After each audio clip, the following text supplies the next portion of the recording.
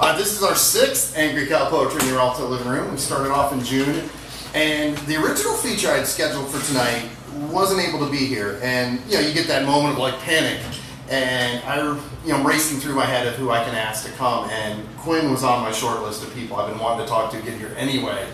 And I was like, no, Quinn's not gonna be able to do it at short notice. And I reach out, and bless her heart, she's like, yes, I can do that. So we have a fantastic feature coming for you tonight.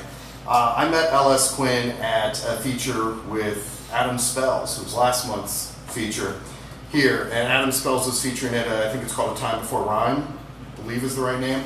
And that's where I met Quinn, and Quinn goes up to the mic. And you never know what to expect with people before you hear them, man. You just kind of listen to Quinn, and you're like, yeah, all right, okay. And then you get in a little bit, and you're like, damn! Which is great. Quinn is unique. Quinn is truth. Quinn is funny. She's fantastic. It's an honor to have her here tonight. She's the executive director of the Reading Room Cleveland, and she can tell you a little more about that if she likes when she's up here. So we'll have a set from Quinn. We'll open the mic up in the middle. We'll do a break and then an open mic, and then Quinn will come back for one more set. So please welcome to the stage, L.S. Quinn. Yeah. Thank you so much, Keith. And it is so flattering that someone might think that I would have something to do on a Wednesday night. Because I tell you what, I used to always have something to do on Wednesday night because I was like a semi-professional church lady, and so it was church Wednesday nights. I'm from one of those small towns where all the restaurants close early on Wednesdays. And so, I was booked every Wednesday for many years doing, the dorkiest activities in the history of the world. So if you want to do some, quasi-sexual youth group activities, I got you covered. Like Fluffy Bunny all the way. So this is a little bit last minute, and I've been putting together my set list, and, no promises that I'm going to stick to this plan. But right now, the plan is to feed you, and then tell you a story about Akron, and then tell you a story about torture, and then feed you again. So, hopefully no one's stomach will be turned too much by the torture. This poem is called Mock Duck. Use a 5-pound shoulder of lamb from the forequarter with the foreleg on. Cut it off 4 inches below the knee to form the head and the neck of the duck. Have the shoulder boned, mold it, and sew it in the shape of the body, leaving it hollow for stuffing. The foreleg should stand up to give effect of neck and head. Split leg bone 1 inch to form mouth. Use bits of bone for eyes. Remove a few stitches and fill the hollow with stuffing. Re-sew, rub with fat, roast. Serve hot, surrounded with mint or cranberry jelly on orange slices. It's a happy substitution for a holiday bird in Betty Crocker's Picture Cookbook 1950. This was before Betty started hawking everything from Bacos to Hamburger Helper, before you could buy homemade cookies in a plastic tube. 1 bowl biscuits, double quick cakes, 400 pages of boyfriend catchers and husband keepers. Betty taught Francis, and Francis taught Mary. Mary taught Georgia, and Georgia taught me. A butter icing is like a favorite cotton dress, simple and easy to put on. If I were to design a coat of arms for our country, a pie would be the main symbol. Oh, women, handle flour as you should. It is a thing God-given, priceless, good. Betty's world is simple and dusted with sugar. Betty's whispering in your ear, a cookie can save your marriage, so get it right. I see Frances, young and beautiful, trying to keep her husband, putting on her best blue dress to serve his friends, their wives, wanting to impress. But before the guests arrive, before the curlers come out, the apron comes off, the pearls go on, there Frances is in the kitchen, alone with the lamb, wrestling a dismembered animal into something it's not, sewing the meat into place, forcing in breadcrumbs and butter, cutting off chip after chip of bone, her neck bent like a lamb's ankle, making eyes for an imaginary bird. There is no tidy way to do this. There is no way to look good.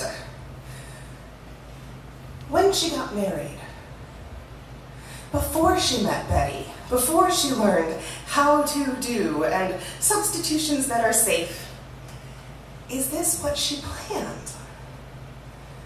Was she surprised to find herself making a cozy fireside supper in a loaf pan out of Wheaties, peanut butter, and ham? 60 years later, 70 years later, the stomach rebels at the thought of seafood salad, which is lemon jello plus mustard plus shrimp. It is delicate and party-fied. The mind is revolted. I can't swallow this. Francis taught Mary, taught Georgia, taught me. Rebel, resist, revolt, rise up. Or you too may find yourself making mock duck. Thank you. I have never before been so concerned about how many members of the audience are vegan. So, sorry about the dismembered animal poems.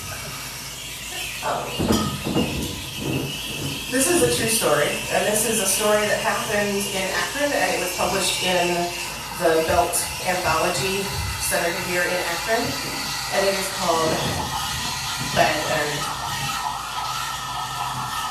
In the movies, hobbits have it pretty good.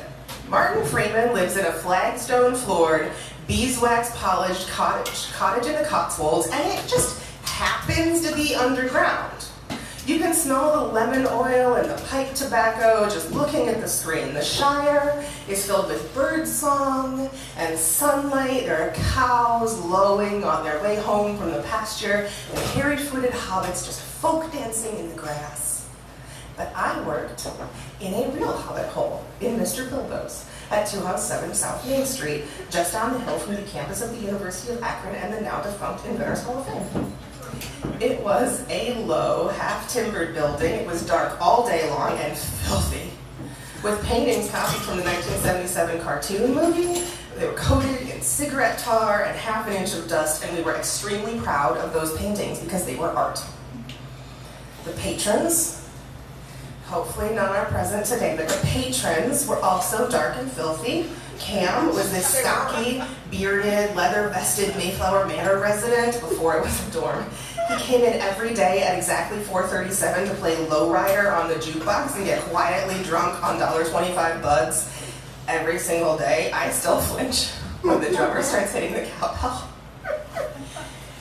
And Anya lived in a communist homeless shelter, and she came in on Tuesdays to have the $2.75 grilled cheese sandwich and chicken velvet soup lunch special.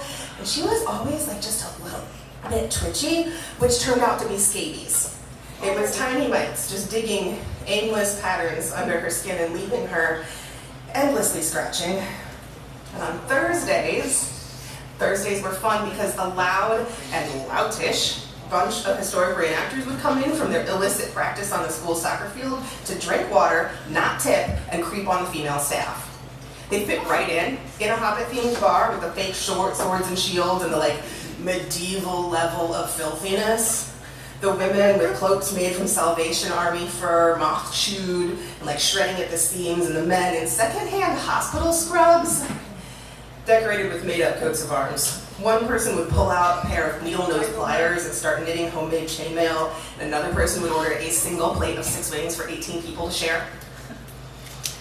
They smelled of cigarettes, old sweat, and unwashed laundry, and they loved the past, but they loved Guinness, weed, and statutory rape a lot more. But Mark was a unique kind of dirty. We actually wouldn't let Mark pass the doormat. He would come in knee-deep in mud carrying a shovel and a 5-gallon bucket and say, which meant a bottle of Guinness and a paper bag, please. And he had streaks of reddish mud up and down his shirt and caked over his forearms, and he smelled like stagnant water. And we never knew where he came from or what cave he took that bottle to when he left, he was my favorite patron. Most of this clientele did not tip lavishly. Working a weekday afternoon, I might make $8 or $3 or -40 because of wage theft. Mostly, I just sat around drawing endlessly repeating patterns on my order pad. It wasn't like I was getting orders. Occasionally, I would get tipped something like really heartwarming, like a coaster with an obscene drawing, or a homemade suede flogger. It's a real thing. The only guy I ever gave my number to at Mr. Bilbo's told me that he liked golden showers on our first and only date, and that was before the president was talking about that. But one day, Mark, my favorite patron, Muddy Mark, sort of ducked his head and he half smiled as I handed him his paper bag of Guinness, and he pulled another brown paper lunch bag out of his backpack and said, "I brought you something." The bag was heavy, it was very heavy, and like Mark, it was very dirty. And I took it somewhat gingerly and I unrolled the top to find a gleam of still wet, freshly washed porcelain. Clean, white, delicately articulated porcelain doll feet and hands, and a couple of tiny broken heads, a few terracotta pitchers, half a willowware doll plate, some clay marbles. "I'm an archaeologist," Mark said. Archaeologist was the first word he'd ever said clearly. He said, "I dig in the canal bed under the Civic Theater. We used to be the toy capital of the world." "Did we?"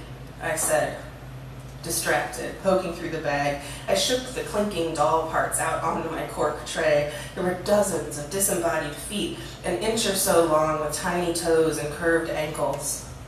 Most were damaged, missing a bit of their heel or their toe with a sharp, broken ankle, or a chip out of the metatarsals.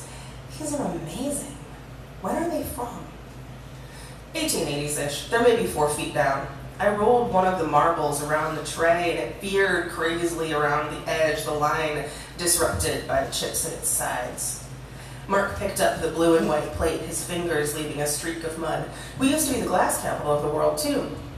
There's good clay here, just a few feet under the surface, and children's books. Sawfield used to be the biggest publisher of children's books in the world. Horatio Alger, P.T. Barnum, Daniel Defoe, these beautiful lithographs. They ground the stones down after each book, though, so they're irreplaceable. But rubber isn't the only thing we've ever made." The bartender, Tony, came over and we slid the tray onto the bar so Cam could see too. We picked up the clay pieces and set them down, weighed them, fingered their broken edges. There was a tiny ring carved around each ankle and each wrist to fasten the limbs. Looking at them, you didn't think about the women sitting in sweatshops sewing cotton bodies. You thought about little girls' Christmases and birthdays, dolls being hugged, being danced with, being taken out for tea. That's what you think about.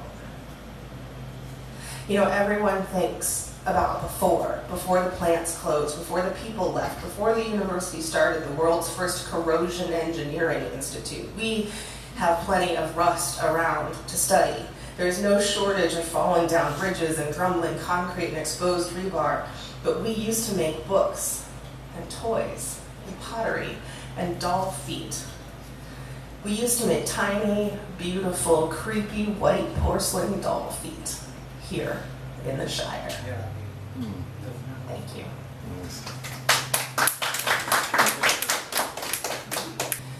So this is, again, a totally true story that really happened. One time, okay, so for context, one time I was dating this nerd, and I say that like I've ever dated someone who's not a nerd. I was dating this complete and total nerd, and so recreationally, since we didn't always go to church on Wednesday nights, we would sometimes go to lectures at the local college, like recreationally, and so this one time, we went to a lecture at Loyola, and it was a lecture by a nun, and it was terrible. It was terrible. She was not the stereotypical nun. She was not doing the like Julie Andrews does Maria von Trapp thing, where this winsome novice who loves fresh air and children and cranky sea captains. And she was not like a knuckle-cracking, ruler-wielding nightmare. Like that might have been entertaining, but that was not her. And she was not what I had sort of expected from dating this lady. What I expected we were going to go hear was an obscure theology professor passive-aggressively antagonizing the Vatican from an apartment in New York, because that's like most of what we went to listen to. But instead she was this awkward, gawky woman who spoke like really slowly and really haltingly, like searching for words, and her voice was really harsh, and it broke on almost every sentence. She was probably the worst public speaker I've ever heard, and I personally have crippling stage fright, so I have been present at a lot of truly awful lectures. But she said, I joined the convent when I was 17, and they sent me to El Salvador. And I was captured by CIA-trained commandos in their civil war. And they locked me in a room with a cement floor, and they tortured me. And they burned me with cigarettes. Here are the scars. And she showed us her scars. She said some of them were Americans. I heard them speaking English in the next room, deciding what to do with me, but God stretched out his hand and saved me. But even though God stretched out his hand and saved me, I will never leave that cement floor. Not really. I told my superiors what happened, and they tried to help, but the government fought back. They said I lied. They said I was delusional. They said my scars are from kinky lesbian sex. I am not a lesbian. I am a nun, and I am a survivor of torture. And the audience was shocked. This was in probably 2004, 2005, maybe 2006, so the audience was shocked. They were unwilling to believe that our government could torture a nun. They were unwilling to accept it, and everyone was unwilling to look at her scars. And finally someone said, Sister, I'm so sorry. I don't mean to imply that you should bear any blame or any shame for what was done to you, but why? Why would commandos torture a nun? I don't get it. It seems really strange that they would choose you, which is like the what are you wearing question for survivors of government-sponsored torture. It's like, why you? What were you doing? You know? And she looked completely shocked, and then she said, oh, I was a first-grade teacher. I taught children to read, and everyone was baffled, and she said, when you teach children to read, they start to want more. They stop accepting their fate. They have self-esteem. They have self-respect. They have a sense of accomplishment. It's hard to learn to read, and then they've learned it. They feel their own worth. They stop cooperating with government oppression and corporate interests, and they start demanding better treatment. And no one wants that, so they captured me to make me stop teaching children to read. And the lecture continued for a little bit after that, and then she broke down crying, and she said, the worst part is that I can't go back. The war is over. Sort of. The war is over, and the children in that village in the jungle need a school, and they need teachers. But my superiors will not let me go back because they can't protect me. The Catholic Church, which a lot of us are used to thinking of as powerful and almost omnipotent and is immune to the consequences of its action, the Catholic Church cannot protect a celibate 29-year-old school teacher from being kidnapped by commandos for the heinous crime of teaching children to read. That's the El Salvador part of this story. Here's the Akron part. When my dad was a little kid, he lived in a shack in Ellet, which we all know is outside Akron. And in that shack in Ellet, they didn't have running water until 1956. But in about 1962, they got a television. And my dad grew up with Lucy and Ricky and Wally and the Bee. He stayed up late to watch the moon landing in 1969 with my uncle. And they talked about what their lives would be like in 2029 when they lived on Venus or Mars. My uncle has signed up to go to Mars. It's easy to hate on the idiot box. I personally detest television. But in those stories that were black and white and 16 inches tall, the children always had food and shoes and nice clothes and a packed lunch and a slingshot, and the parents were both kind and the parents were both sober. And in those half-hour stories, you might lose a baseball game or a marble, but you came home to a smiling mother with a warm pan of brownies and a father who tucked you into a cozy bed. And my dad decided he wanted that life. He taught himself to talk like Walter Cronkite, and he studied hard, and he worked hard, and he got lucky, and he went to college, and he grew up to win 3 Pulitzer Prizes for his work as a newspaper journalist.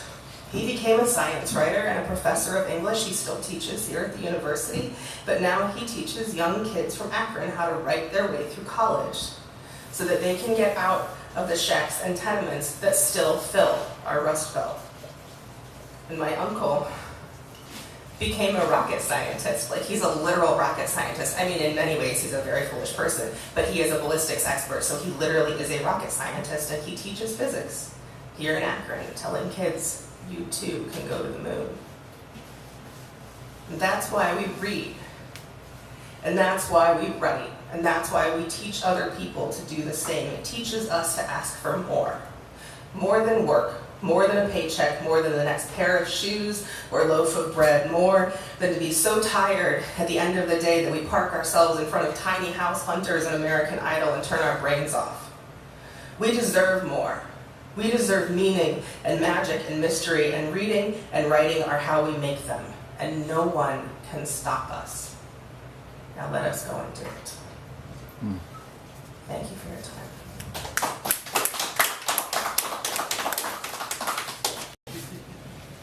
All right, we are going to start back up here with open mic. Thank you all for being here. Hope you're having a good time. Tomorrow night, Jim Ballard is here every first Thursday. Jim comes in. A special guest, Alex Brevin, is with Jim tomorrow night. On Saturday, we've got a really awesome event that Angry Cow Poetry is doing in conjunction with Temple of Passions. We've got, it's called Slam Finale. So Temple of Passions has done this slam. They have a set of them throughout the years, and we joined together for this one. And we've got 8 awesome poets coming to slam, a couple of them coming out of retirement from slamming for this event. It's going to be really cool. Yeah, Keisha Nicole Foster and Danielle Nicole Mickey Dixon are both slam. I reached out to them both, and I'm like, yeah. And they're like, it may be time to come out of retirement for this. I got Native Child Brown, who's one of my favorite poets, period, is coming from Detroit down. Saturday night, definitely come out. It's the B-side. The B-side up in Coventry in Cleveland. So that's going to be an amazing event this coming Saturday. Please welcome to the stage, Hank. So I'm not a poet. I like words a lot, but I had an English teacher once that said that Anapest wasn't appropriate for poetry. And that it didn't make good poetry, that it was just sort of thrown in there because you had to learn the word and blah blah blah. And I heartily disagreed, because it's like when your heart's skipping a beat almost. So when I'm walking around a lot, I write little couplets of Anapest, and sometimes I write them down. So here's one. It's called Forest Edge. Night Watchman, Black-Eyed Pea, Durations, Stem Winders, Star Member, Game Warden, Storm Lanterns, Free Swimming, Shell Flowers, Bay Window, Trout Colored, Young Bracken, Roof Garden, Red Clover, New Basin, Backwoodsman, Wing-Footed, Shield Bearer, Safekeeping. All right. Thank you, man. Appreciate that.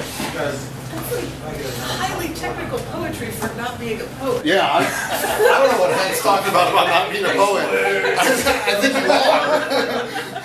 Thanks for sharing that. All right, next to the stage we have a true treasure of the Akron community. Please welcome Yoly.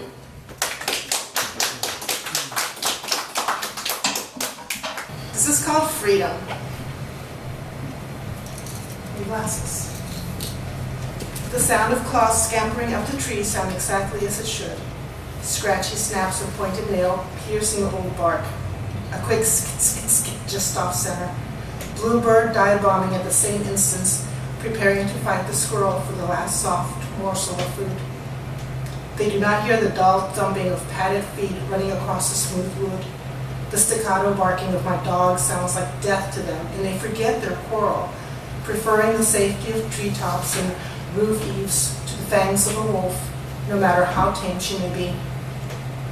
Further out, birds that were hunched over harvesting seeds take flight, answering the sounds of retreat from the 2 hooligans by my window with the beating of their wings. But from my vantage point, their actions look more like indifference. I watch and I think to myself, if birds could shrug or raise their hats in acknowledgement, this is how they would do it. Rise into the air for 1, 2, 3 beatings of the heart in solidarity, fall 2, 3, 4 beats back to the ground, and continue reaping and sowing. I look down at the dog in time to watch her slam her nose into the glass, spittle spraying like fireworks. She growls and runs sideways, nose pressed hard against the glass, answering my question from yesterday. How does this window get so dirty when it's just the 3 of us? The cat doesn't answer. She does not question. She knows. Sitting in the corner of the table closest to the window, she can see the whole spectacle through slitted eyes. She doesn't startle easily anymore. She doesn't breathe hard or seem to react in any other way but with resigned acceptance. The dog is a fool. Constantly battling glass for freedom, I know this. The cat knows it. Try as she might, loudly, forcefully, with rage in her heart or with good intentions, the dog will never win. She is trapped in her world, as I am trapped in mine. Her whole existence has been defined by solid lines. Let her out into the backyard, leave the gate open, and she will find her way to the front door. Her freedom, an illusion she has yet to figure out. Because she can't let go of her nose, she can't let go of the familiar scents that keep her rooted to me, to this place. She will go on gnashing her teeth and brushing that invisible wall that her brain thinks she can run through someday, if only she keeps trying. If only she doesn't give up. She will silence that blue bird with those shrieks, whose shrieks hurt her ears. She will have that fat squirrel that teases her. She will have them, and she will tear them to pieces. And there will be no more, and she will be wolf again, tame but not tame, wild but not wild. For when she wrinkles her snout as hard as she can by pressing it into the cold glass, she will bark and spit and stomp, and she will let them know her displeasure. The cat watches her. I watch her. She doesn't care. For a few moments today, she was her mother's child. She was her DNA. She was her denied destiny, and it's enough. Satisfied that both interlopers are gone, she walks the perimeter of the room only to return to the window to watch some more. The cat stretches her legs and mews at me as if saying, she's crazy. She does this 5 or 6 times a day. I stay quiet. I understand the cat. I understand the dog. I know all prison cells don't look alike, but they all serve the same purpose. I put my hand down as the dog passes by me, and she lets me pet her, turning her head a little, signaling a desire for a scratch behind her left ear. The cat's mew quavers, and she unfolds her legs. A white-breasted nuthatch has landed on the window's ledge. The cat watches intently, her whiskers quivering with excitement. She rises slowly, stealthily. She's suddenly 10 feet tall, regally elegant. She feigns disinterest, but can't help pawing at the window. Her mouth wiggles, if only. I smile and bow my head down to continue my work. Who am I to tell these beasts that they should deny their dreams? Who am I to remind them of their domesticity, to accept what they are and to stop trying to be wild? I know this room doesn't look like a cage, but it serves the same purpose. The birds, the squirrel, the cat, the dog, they're all freer and wilder than I am. Even if I once thought of myself as feral, I am not now. My kind of freedom is an illusion I am slowly figuring out. Let me out the front door and I will find my way back. Keys jingling in my hand as I unlock the door to get back inside. To sit in front of this window, to watch the cat, to watch the dog, to watch the squirrels, while the birds shrug their shoulders and the blue jays dive bomb for worms and mushrooms. All right.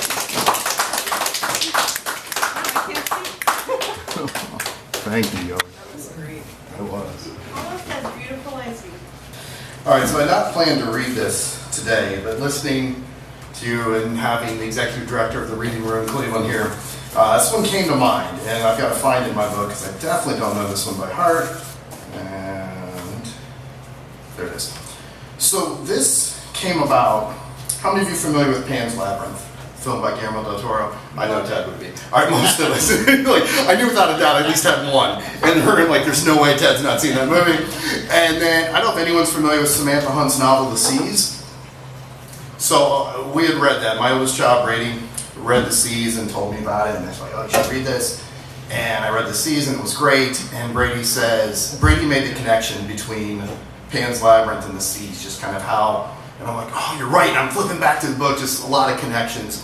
So this is a response to both pieces kind of mingled back and forth. I've never read it out before. We'll see how well it actually works, this mixed back and forth, but it's called Outrunning the Ocean.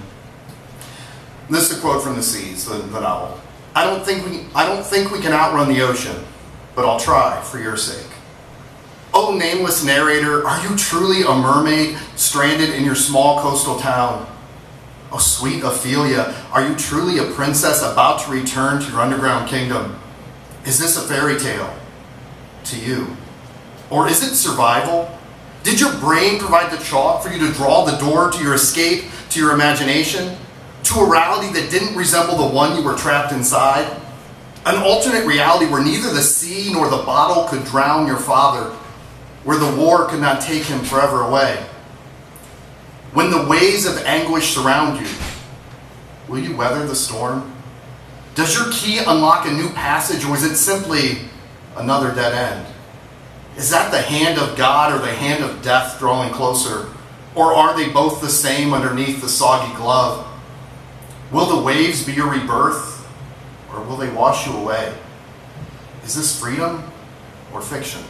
Miracle or mirage? Deviation or despair? Tell me you can swim. Tell me you have gills. Tell me your throne is waiting. Tell me it isn't only a story for you. As you shake with fear, tell me, are the monsters of this world even more terrifying than the ones of your imagination? When the blood drips down your face, will you melt like a mortal? I want you to be so much more than mortal. Are you beautifully buoyant? Or will the weight of the world, like rocks filling your pockets, drag you to the depths of the uncharted sea? When you take your next breath of water, tell me there will be another. What happens after the last page, the last reel? Is this a new beginning, or only, as the credits say, the end?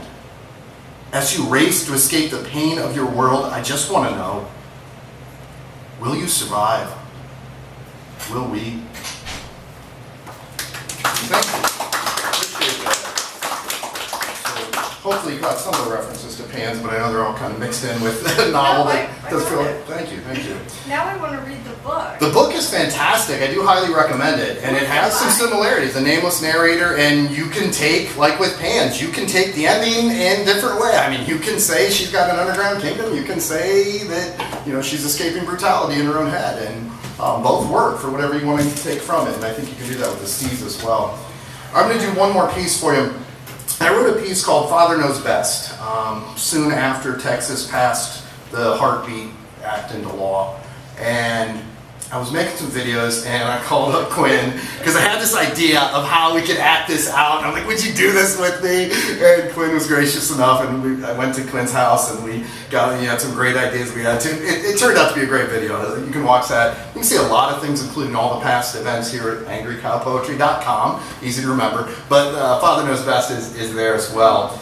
And, as the election nears and as, the right to control their own body from women is constantly under attack at this point in time, and kind of always was, but even more so. I'll read this one.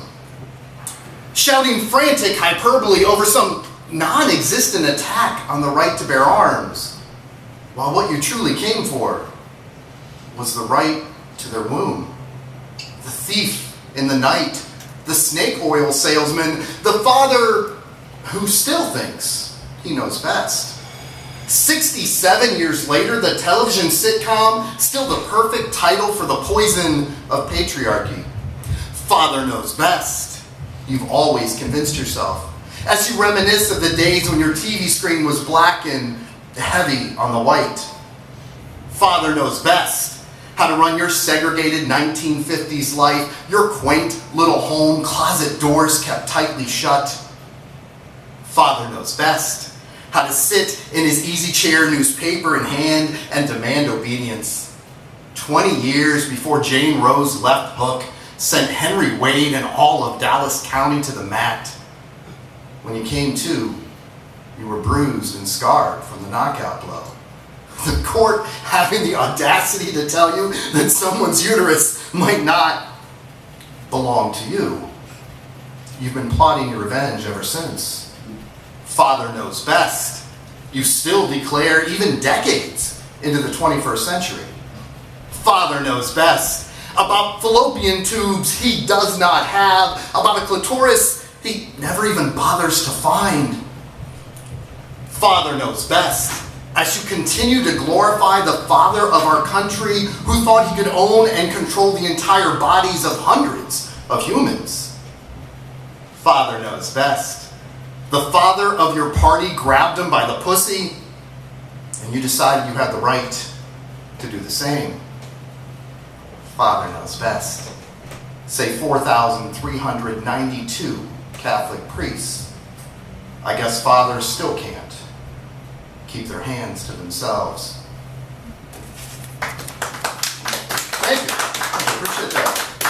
And with that, please welcome Quinn back up to the stage. Thank you so much, Keith. Yeah, thank you. So I have to rearrange my set list a little bit because Keith has made me think of that film project. So Keith messaged me and was like, hey, I'm looking for, I want to do like a vintage set and a vintage look for like, and I do have like a vintage costume, which is like, yes, I have 85 vintage costumes. Like, who are you asking? And I think you just like put on Facebook, you were looking for a vintage set, and I was like, oh, I'm recording these. Oh, you're right. That's how that started. Yeah, because I was like, well, I'm recording these bedtime stories for tiny dogs in this little video setup where I put my dog in an antique baby cradle in front of a fire every night, and I would read her a children's story. This was my pandemic project, and it was so fun. And so if you want to see those videos, they're on the Facebook page for my bookstore, which is the Reading Room CLE. And I say my bookstore, but it is not my bookstore. I operate it at the pleasure of the Board of Trustees for the sake of the people of the state of Ohio. We are a nonprofit. We take donated used books and we resell them. And our hope is to someday master e-commerce enough that we can use the money to fund literacy programs. And our other hope, equally important in our mission, is that we are an anti-segregation nonprofit. So if you want to talk to me about that, come let me know.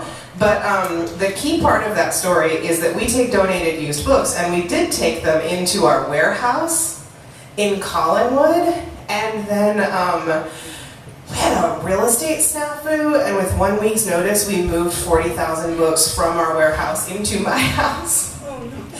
And so Keith said he was looking for a set, and I was like, well, I have this. And it's like, I have professional lighting, and it's, it's a great little set. And he walked into my house, and he saw that it also, it was just the set, because the rest of the house was 40,000 books, which is really more than residential architecture is designed to hold. Plus also, so the 40,000 books arrived January 31st, 2020. And then the world shut down February 9th. So it was like, we were very fortunate in that we could keep shipping books, but also, our plan had been to seek real estate that year, and instead the board was like, well, can can we just leave them in your house? And I was like, sure, that'll be fine. And it was a complete cluster. And so at one point there were 3 dishwashers in my living room, as well as like 10,000 books. And so Keith was like, hey, do you have a broom? And I was like, no. Like, no, I'm camping in this house.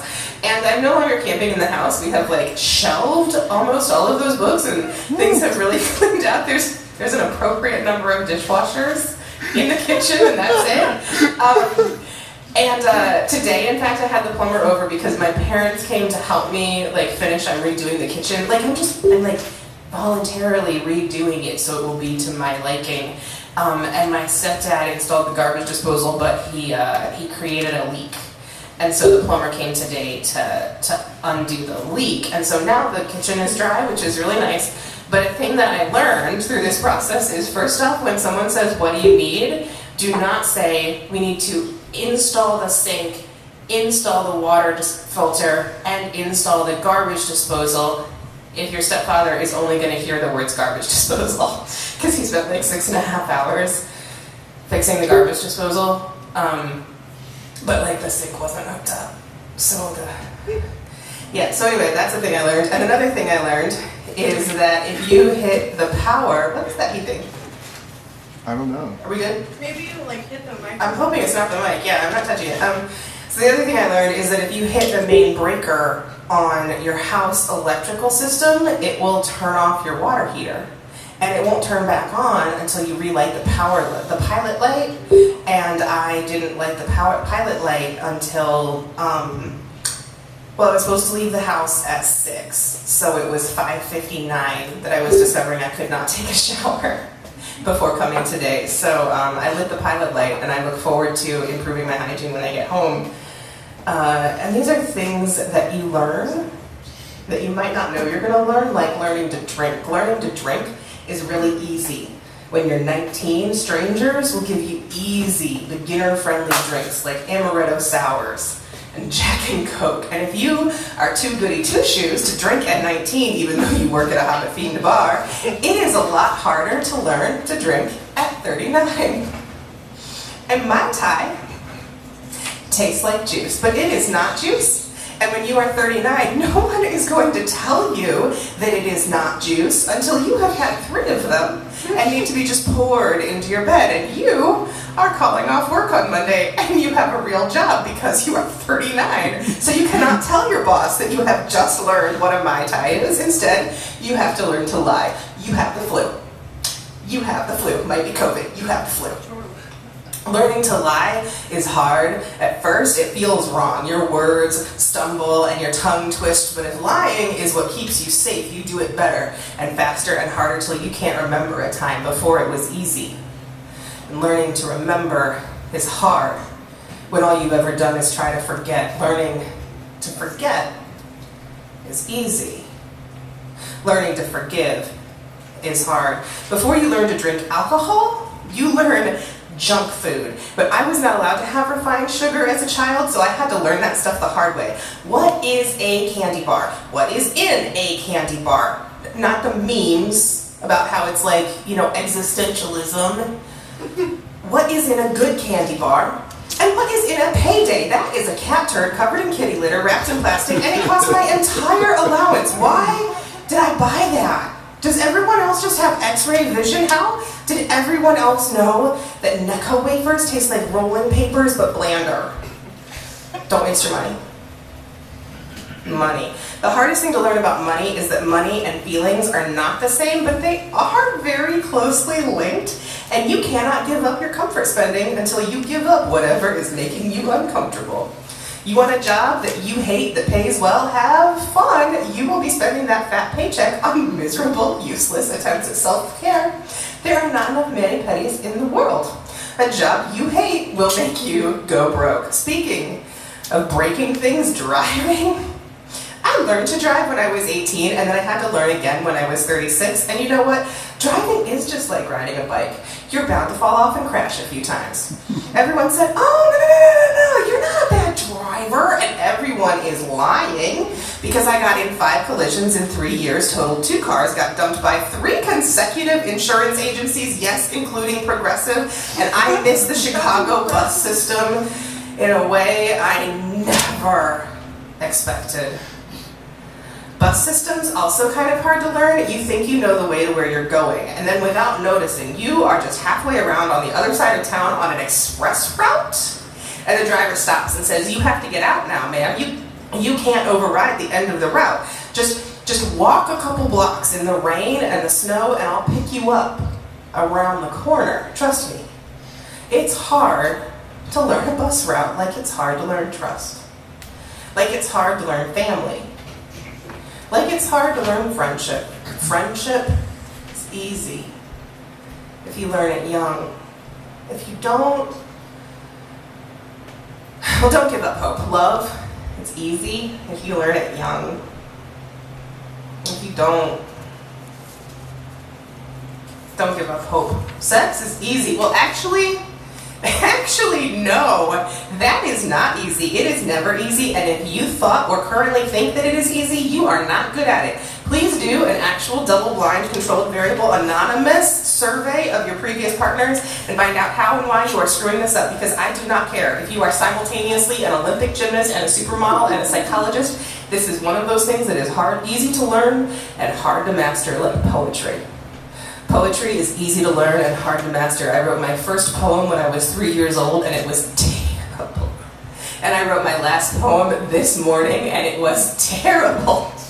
And no matter how good I get at poetry, I still wonder if I'm just getting better at dealing with feeling terrible about my poetry, which, by the way, that is the last thing and the best thing to learn is feeling terrible. I finally got okay at just feeling terrible and doing it anyway, at saying thank you instead of forgive me, at showing up late instead of flaking because I'm not on time, and at having my slip show and my lipstick crooked. And you know what? Once you get really good at feeling terrible and scared and nervous and alone, you get better at poetry. And you get better at friendship, and you get better at love, and you actually do get better at driving, and better at, better at everything. Better at saying thank you instead of, or in addition to, forgive me. So thank you, and forgive me, and thank you for coming tonight. Oh yeah. Love that piece. So, I fed you this morning, and I fed you in the first half, and I've now given you a drink, and I think we're going to finish, not with the meal, but with the meal and then with gratitude after the meal. But before that, first, a love story of humans, and then I think a love story of books, and then a final story of Akron. This is called If We Break Up. I started this poem in a dorm room in Akron 20 years ago, and I finished it last summer based on something Adam Spells said at a poetry meeting. And so I credit Adam Spells with helping me finish this poem, but just to be clear, it was just like a literary help. This is not like part of this process. First off, if we break up. We are not breaking up. I am dumping you. You are getting dumped. We are not breaking up. What a suggestion. But if we break up. I'm going to go on a diet. And I'm going to eat a bunch of vegetables because I love my body. I am grateful for this creaky, clunky meat sack that carries me painfully and awkwardly and clumsily through my days, and I will give her everything she needs. I will not give her quite so many Pringles, and I may even use that discount code for the high-end personal appliances if we break up. And if we break up, I will take all the time that I used to spend on dates for us, all the time that I used to spend on thinking up dinners you would like and watching movies you enjoy, Ken Burns, and listening to you talk about some obscure band that literally no one has ever heard of, Boris. and trying to find weird bootlegs on needlesandgrooves.com because you said something once about this one riff on this one album, and I was listening, I will take all of that time and all of that attention and I will spend it on myself. I'm gonna go to the gym. That's what I'm gonna do. I'm gonna go to the gym and I am gonna get on the elliptical. No, I'm gonna lift weights. I'm gonna do reps. I read about those. I'm gonna do reps and I'm gonna get ripped. I'm gonna be so strong. If we break up, I'm gonna be strong. If we break up, I am going to be strong. You know what I'm gonna do? Like for real, for real what I'm gonna do is I'm gonna stop shaving. That's for damn sure. I'm gonna stop shaving. I'm gonna stop depilating my body from the eyelashes down. And I'm gonna let all my hair grow in. And I'm gonna turn into Lady Sasquatch. And I'm gonna go out in the woods and stomp around. And I'm going to become an invisible monster that no one can find. And no one will know whether I'm real or not. And I will come and go as I please. And no one will be able to find me. And no one will be able to judge me. And I will be the hairiest and the smelliest and the most mysterious of monsters. And no one will know if I'm real. If we break up, there will be no one who can say if I'm real. And after the woods, I will come back to civilization and I will give myself all of the things that my body likes. I will get out all of my bath potions.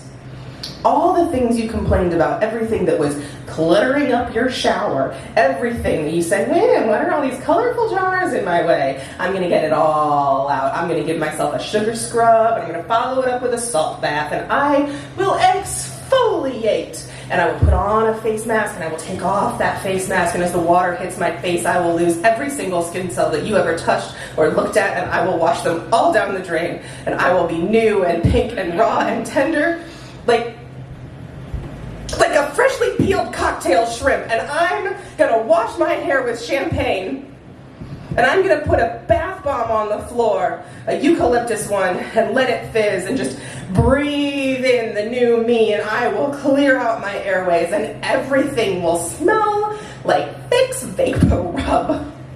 And it will smell like when you're sick, and you're trying to get well, but you're still coughing and sore, and you're running a fever, and you just can't make yourself get out of bed, and my eyes may sting a little bit. And I may tear up a little bit, but I will not care because I will be breathing in the new me, the one who's better, the one who didn't mess up, the one who's easier to live with, not quite so mouthy, never lost her gas bill, probably doesn't even fart, and your mom would really like her.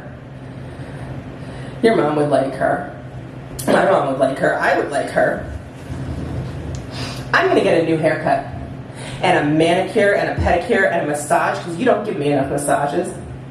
And then I will buy a new dress, and I'm going to go out in my new dress with my new haircut, and my new skin, and my relaxed shoulders, and my confident posture, and my gym muscles, and the self-assurance of a person who gets enough daily fiber and keeps a journal, and has balanced her macronutrients and her chakras so well that spike heels are not even a challenge anymore, and I will walk down the sidewalk a being of surpassing loveliness. I will stop traffic with my beauty. There will be horns blaring, tires squealing, rubber hot on the road, crumpled metal cars swerving out of my way, crashing into each other, clouds of smoke and flame, and I will not notice, and I will not care, because I will not care about anything if we break up. Thank you.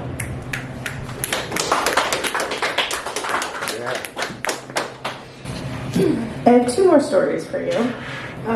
This first one is, it takes place partly in Akron, and it was published in the in another Belt anthology, but this one is called Sweeter Voices Still, and it's Clear Voices from the Rust Belt. And I don't know, I didn't think anyone would ever want to publish this, but I had fun writing it, so I sent it to them, and they were like, oh, we like this. And so they did, and so This is also a love story, but it is about books. It's called Library Page. I am 15 years old. It is October 1994. I am wearing a flowered blue broomstick skirt, a nubbly woven tunic and a black ribbon choker, and also, rebelliously, I am wearing Birkenstock sandals and wool socks. My classmates and I have been fighting the administration for weeks over the new ban on open-toed shoes. It is snowing in Ohio, and the school has been waiting us out, assuming we would eventually see sense because fashion is not worth frostbite, but it's warm. The snow melts to gray-brown slush and mud on the sidewalks and tree lawns, and we do not care. We call a tree lawn a devil strip here, south of Akron. We call our school Hoover, after the Hoover Company, and our parents still make vacuum cleaners. Maytag hasn't yet scooped up that prize and moved our jobs to Juarez. I have never heard of a payday loan. We cash our checks at the Savings and Loan in the town square next to the public library, the YMCA, and St. Paul's Catholic Church. I'm a page in the dim school library. There are no windows, and the lights are fluorescent. They glow green and purple. I check books in, I check books out. We still use stamps and cards. Sometimes I spend study hall chiseling date stickers off the hardbacks, but mostly I just hand out 17 and YM. I asked the librarian to order Sassy, but there was a blowjob joke in issue 10, so she said nope. She is stern and gray-haired with an extremely unfortunate bob, but she has a daughter, so she must be human. She did understand the word beige, which was not in the dictionary, which is a huge oyster-colored book on a stand near the copier. The copier is brand new and miraculous. You can actually make a legible copy from a book because the hinge of the lid extends to fit even the dictionary. You do have to mash the spine down to get 2 pages at once, which is severely frowned upon. So when I make copies, I tediously open the book and flip it over. Copy, flip, copy, flip, clunk it shut. I'm allowed to make copies for other students for 10 cents a piece. They stand and wait, and the less desirable boys flirt with me. I never understand why the dullest and stupidest boys want to ask me out. It's baffling. It does not occur to me that they are not exclusively interested in conversation. I know that I'm a strange girl and I am cripplingly intelligent. I have placed 14th in the National Spelling Bee, but I have no idea that I'm also beautiful and that combination is attractive to men and to women alike. I myself have crushes on men and women alike. I am a sucker for skater boys' bowl cuts and for the pixie on our school's only lesbian. Our school's only lesbian sits on the radiator in classical literature and argues philosophy and religion with me, and she doesn't notice that I am flirting. And I desperately hope that no one else notices either. But on Thursday nights, when her swim meets are coming up, I angrily contemplate baking her a shoebox of cookies to wrap in foil and decorate with orange and black ribbon. This is how girls demonstrate affection by baking cookies for their football-playing boyfriends. I have never had a football-playing boyfriend. A halfback asked me out one time, but I didn't realize he was serious. So I said no, and I never baked those cookies. I do bake a cake for our Charles Dickens unit and decorate it for Miss Havisham's wedding. In that English class, taught by another stern woman, I don't bother to take notes. I'm shocked when we are told to turn in our notes at the end of the semester. I panic, and I ask if I can copy Christopher's, and our teacher grudgingly agrees. Chris loans me his notebook during lunch, and I copy and flip, copy and flip. In 6th period, the teacher's mouth drops open because she had not expected a sheaf of the Xeroxes. It had not occurred to me to copy it by hand. What would be the point? What is the point? I develop a deep deep depression, and I debate suicide. I go to my morning job, which is the breakfast shift at McDonald's, and I try to slit my wrists in the break room. The knife is dull, though, as it is plastic, and it hurts too much. I go to Kmart and I try to buy a hunting knife, but I don't have enough money. Instead, I go to school and I pull my best friend out of class, and Marnie tells me that I will never be alone, that I'm not the only person in the world who feels this way. And that's comforting rather than frightening. She also tells me that death is my friend and will never leave me, will always be there, that suicide will always be an option, so there's no need to take it right now. That is also comforting instead of frightening. I can put off killing myself because I can always do it tomorrow, or next week, or next year, and this saves my life. My life goes on. Often in libraries, I learn to make files for the reference department. We own a machine that reads the new CD-ROMs, so we have an electronic encyclopedia. But for current events, we read the newspaper. The librarian marks certain articles in red pen, and we cut them out with an X-Acto knife. She glues them to pieces of cardstock, color-coded by subject, and we file them in deep drawers by the dictionary. We have 2 copies of each newspaper, the New York Times, the Washington Post, the Wall Street Journal. This way we can get both sides of an article. Follow the jump. We slice and flip, then glue and flip again.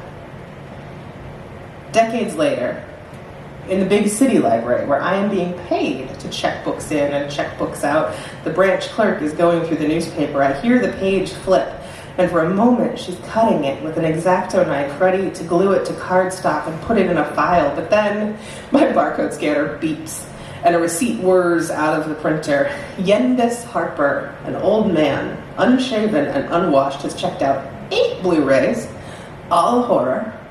I know he's about to ask me out again, and I will decline, referring to a boyfriend I don't have anymore. I don't have a girlfriend either, but I do have an ex-wife. I have an ex-wife and a Tinder account, a college degree, and a car. I wear pin-up dresses and cashmere cardigans. I understand now why men ask me out. I wear lip stain and put my hair in a flip, copying videos online. I help strangers send faxes, help them do their taxes, feed children free lunches, a sandwich, an apple, a pint of milk. We have an Xbox and a giant flat screen TV and an origami class. There's a payday loan store on the corner across from the school, the abortion clinic, and the New Hope House of Prayer, Holiness Temple of God. All are welcome. I leaf through brochures from health fairs and GED classes, squaring them off and stacking them high. My life goes on in the library. Death may be a friend, but he's one I've lost touch with. Over the years, I had lost touch with the football player and the school's only lesbian. I'd lost touch with the teachers and even my best friend, but now there's Facebook and Twitter and Instagram, and we're constantly gossiping, telling jokes, sharing pictures of foods. We talk about the best way to fight this dystopian administration. We are determined not to just wait it out. Today, the snow is melting off the sidewalks and devil strips, and I'm wearing open-toed shoes. Tomorrow will be sunny. We'll open the Claire Story windows, let the light come streaming in over the shelves. Tomorrow, I'll judge a spelling bee and teach a man to use a mouse. I'll pause for a moment and listen to the branch clerk as she opens the newspaper, beginning to read and flip, read and flip, read and flip. The end.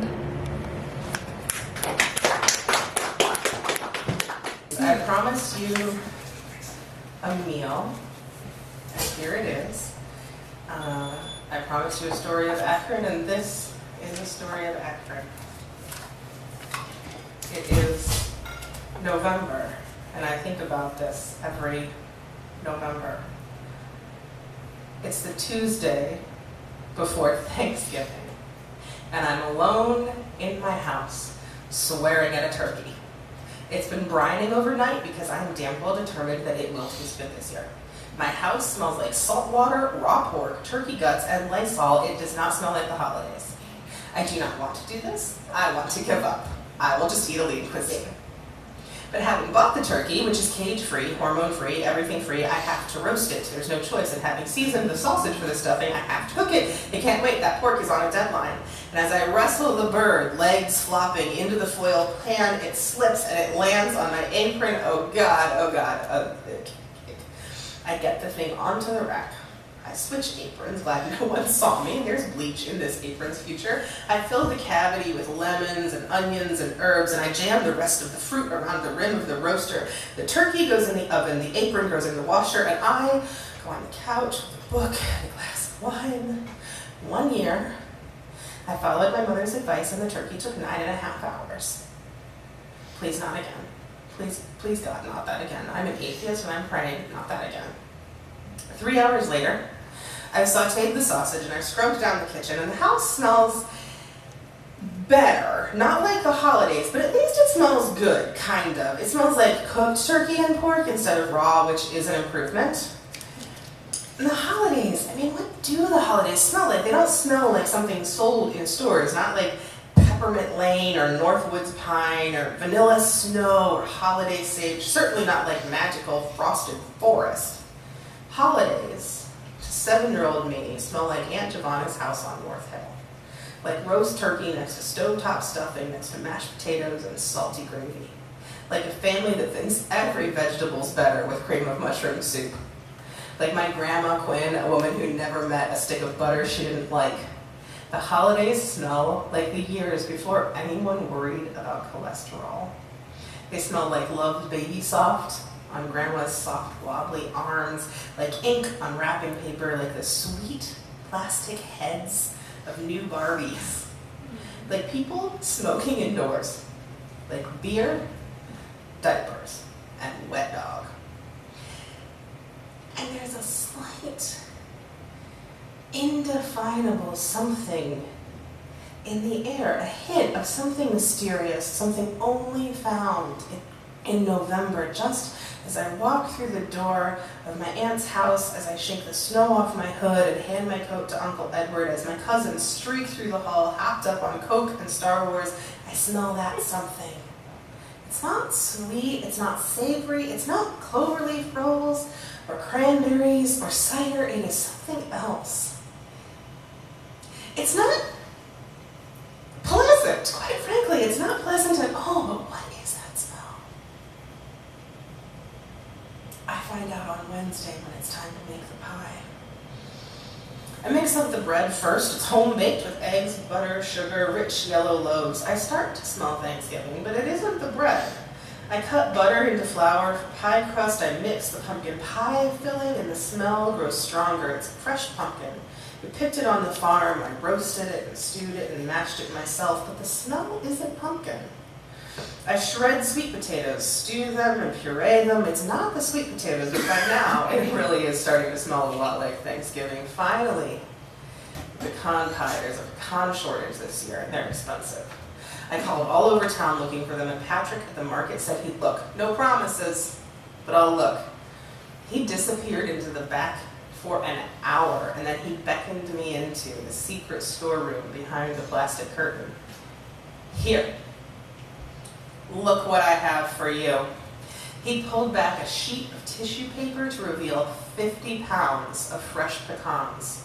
Fresh pecans. The smell, it was subtle and then stronger, rich, and earthy like the windfalls we crack on the farm. Nothing like the pathetic baker's nuts in sad little packets at Jewel. I bought 2 pounds. I'm making pie. Maybe 2 pies, maybe 3. But the smell isn't pecans. I hook up the food chopper. I'm not chopping 2 pounds of pecans by hand. I throw them in, the delicious smell of fresh pecans filling the air, and I press chop. It's only the second button on the mixer. The motor goes whir clunk. I stop short. I press chop again, whir clunk. Chop, clunk, chop, clunk, chop, whir clunk, clank, clunk, clank, clunk, and now, only now, in this perfect moment, with my broken mixer, does my kitchen smell like Thanksgiving. Thanksgiving smells like snow and cookies and broccoli cheese casserole and cigarettes in the house and a blender dying. Most of all, the holidays smell like a blender dying. I've killed my blender, and I've made Thanksgiving I'm calling it a win. Happy holidays, everyone.